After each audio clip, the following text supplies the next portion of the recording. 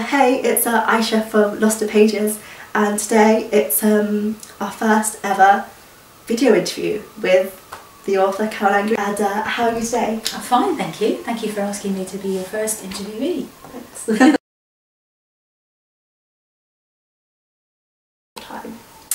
It's been busy because since then I've actually completed another book. So I just last week handed that into my publisher, and I'm waiting to hear the verdict, which is always a bit nail-biting. It's been quite busy. So this is Cracks, a sequel? This is, yes. It's called Fragments, and it's coming out next year. This book is mainly from the point of view of Kyla, who was the other main character in Cracks, which I felt she still had a really big story to tell, so I've really enjoyed writing it from her point of view. She's one of my favourite characters, actually. Another girl protagonist, because I loved your protagonist in Dark Ride, and then recently in Hold Your Breath with Tara. Yes, Tara. Is that how you pronounce her? Tara, yeah. Thank you, yeah. Glad you like it. No, I hadn't. I was under contract to produce another book, and I actually started writing something completely different. And I think it was quite a strong idea, but for some reason my heart was never completely 100% in that idea, and I couldn't put my finger on why. And then I wrote the whole thing and didn't feel that it was quite, I don't know, and I showed it to my editor, who sort of said, it's going to need an awful lot of work. And then we decided that I would just do something completely different. And then, so Hold Your Breath, there was this vague sort of germ of an idea there, and I kind of worked away at it, and then that really felt like the right book when I started writing it, and I was able to do it quite quickly. Well, I'm really glad you enjoyed that, because I have to say that was one of my most favourite bits about writing the book. I loved writing those scenes. I had such fun. I think anybody who's got a big brother, hopefully, will recognise what it's like. I mean, I've got a big brother. He's actually 7 years older than me, and we used to have some terrible battles. But he's also somebody that really can make me laugh, you know. I just think it's fascinating, that whole the sort of the humour that comes from siblings. And if I look at my own two boys, some of the exchanges they have, and they can fight, and I have to sort of referee, but sometimes it's just incredibly funny. It really is. The banter. Yeah, the banter, and I just had such fun with that. I just really enjoyed it. For some reason, Beck as a character, I could just really see him. He's just such a cheeky chappy, and he was very real, and my characters always are, but I really enjoyed writing that. I found that quite easy, actually. So yeah, it was great fun, so I'm really glad that it came off when the book was actually put together.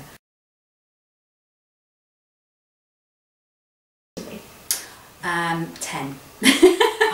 Yeah, no, I had a really inspirational teacher when I was in year 6, so 10, 11, and he used to really encourage us to do creative writing. Oh, so you'd stop maybe history or maths and have a section of the day to... Yeah, we would do. Sometimes he would give us one word, and we'd have to write 100 words about it. And we used to complain because sometimes it was really difficult. Like I remember, for example, once he asked us to write 100 words on the word grey. Grey? Yeah, and we were all absolutely up in arms saying, we can't do that, it's too hard.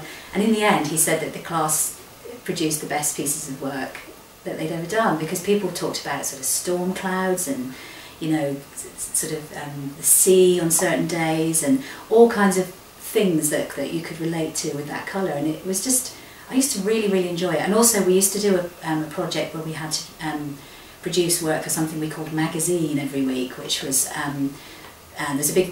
there was a big notice board at the back of the classroom, and every Wednesday we had to sort of fill it with work of various kinds, drawings, stories.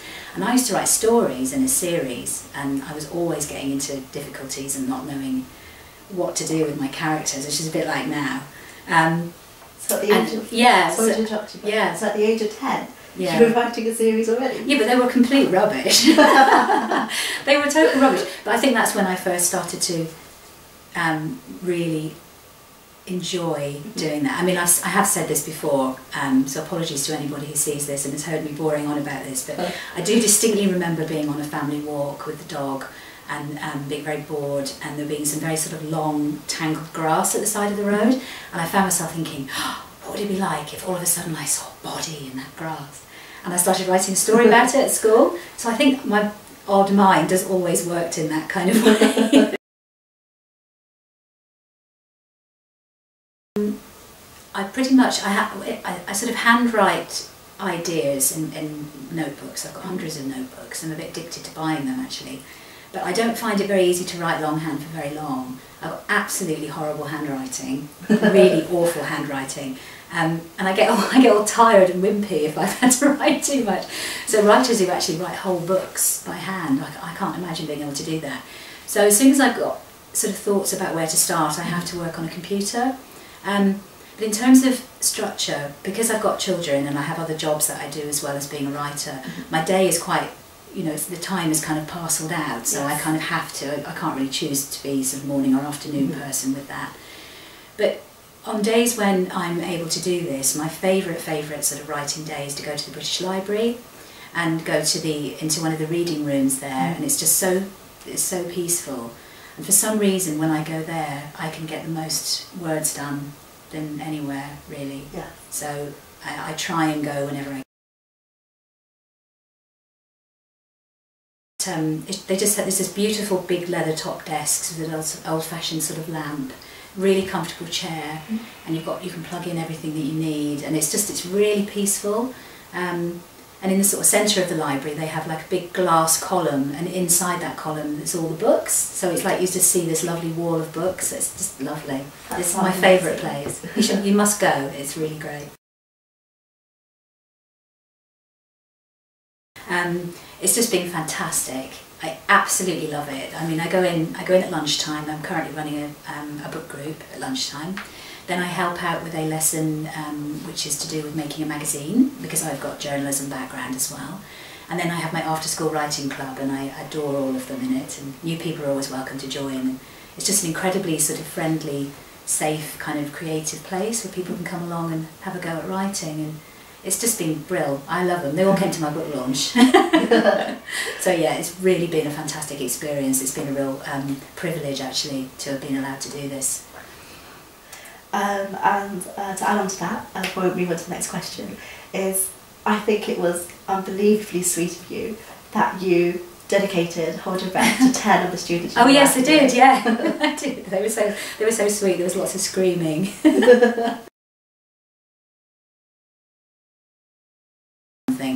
I don't think you really have an awful lot of input into the cover. I mean, I think if I had absolutely hated any of my covers, I think my publisher would have been really concerned about that. But there's a process sort of going on, and there are sort of areas to do with things like marketing and design that I don't really have any understanding of, so I do trust them. I mean, there've been like a couple of very tiny things I pointed out which have been changed, which has been lovely, but I think they've just done such a great job, and I've always really liked them, so I've been very lucky. Yeah, but you don't have a huge amount of input into that as an author. Okay, because that's one that's always I've always pondered about. I get asked that a lot actually. It's one of the questions that always comes up when I do school visits, like every time. Yeah. Because with Hold Your Breath, I think no matter how much I love Crack's cover, with a little can in the middle and cracked. I always imagine cracked glass instead of walls or ceiling. But it's a bit. When I first saw it, I thought it was a bit 3D. Did you love that, or would you rather it was with Cracks? Yeah, no, with Hold Your Breath. Oh yes, well it wasn't. The first design didn't have that slightly iridescent kind of background to it, which gives it that slightly 3D feel, and then they added that at the last minute, and it's just lovely. Yeah, no, I absolutely love it. I was really thrilled when I saw it.